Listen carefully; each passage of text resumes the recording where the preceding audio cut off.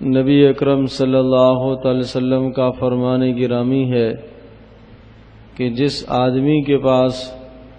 قربانی کرنے کی وسعت اور طاقت ہو اور وہ قربانی نہ کرے،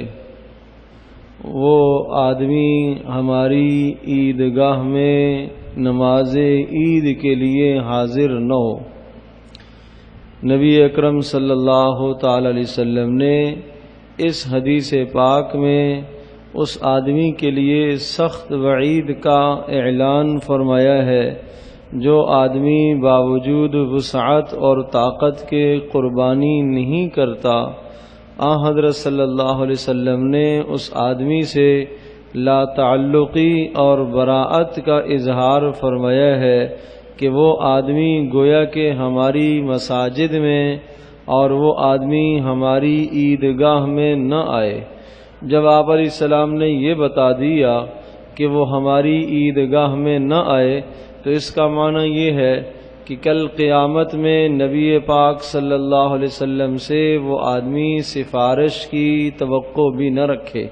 کہ نبی پاک صلی اللہ علیہ وسلم اس کے حق میں سفارش فرمائیں، اس لیے کہ اس نے اللہ تعالیٰ کے ایک بہت بڑے حکم کو چھوڑا ہے۔ بہت سارے لوگوں کے دل میں یہ خیال اور وسوسہ آتا ہے اور اہل باطل کی طرف سے یہ بات بار بار اٹھتی ہے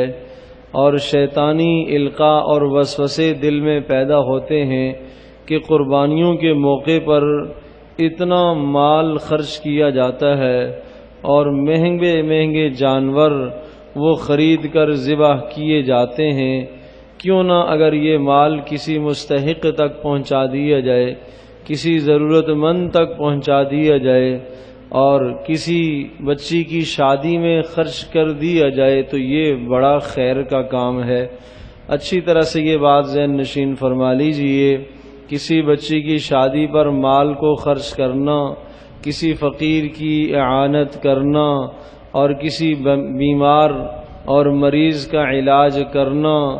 اور اسی طرح سے کوئی بھی رفاعی کام کرنا، یہ سب کے سب خیر کے کام ہیں، لیکن یہ کام جب ہم کریں، جب ہم دیگر مال سے کریں، وہ مال جو مال قربانی کا ہے، وہ نصاب قربانی کا ہے، اس نصاب سے پیسہ نکال کر اگر ہم ان تمام مصارف پر خرچ کریں گے تو اللہ تبارک تعالیٰ کے یہاں ہم گناہگار قرار پائیں گے۔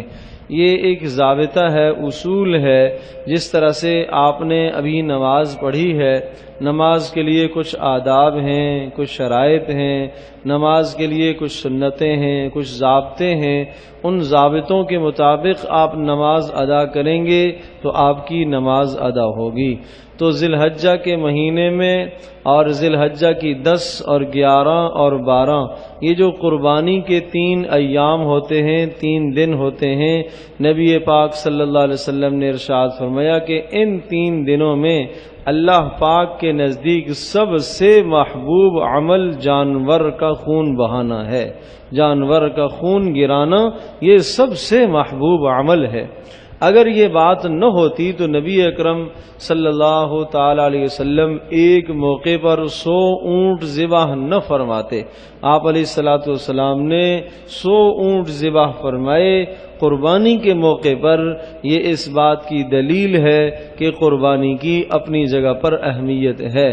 اس میں کوئی شک نہیں کہ نبی پاک صلی اللہ علیہ وسلم جس ماحول اور معاشرے میں تھے وہاں بھی غرباء اور مساکین موجود تھے، لیکن نبی پاک صلی اللہ علیہ وسلم نے اللہ کے اس فریضے کو اور اللہ پاک کے اس حکم کو بجا لانے کے لیے اپنی امت کو یہ سبق دیا اور یہ سکھایا کہ دیکھو اپنی محبوب چیزوں کو اور اپنے پسندیدہ اور عمدہ مال کو اللہ کے راستے میں اس طرح سے قربان کیا جاتا ہے۔ آپ جانتے ہیں کہ قربانی ابراہیم علیہ السلام کی سنت اور ابراہیم علیہ السلام کا طریقہ کار ہے۔ انہوں نے تو اپنا بیٹا اللہ کے راستے میں قربان کرنے کے لیے لٹا دیا تھا۔ وہ علیحدہ بات ہے کہ اللہ تبارک تعالی نے اس بیٹے سے حکم کو پھیر کر ایک مینڈے کی طرف منتقل کر دیا، وہ اللہ کی منشا اور اللہ کی مرضی ہے۔ بہرحال یہ عرض کر رہا ہوں کہ قربانی کے دنوں میں سب سے محبوب جو عمل اللہ کے نزدیک ہے وہ جانور کا خون بہانا ہے۔ جس آدمی کے پاس وسعت اور طاقت ہے اور وہ اگر قربانی نہ کرے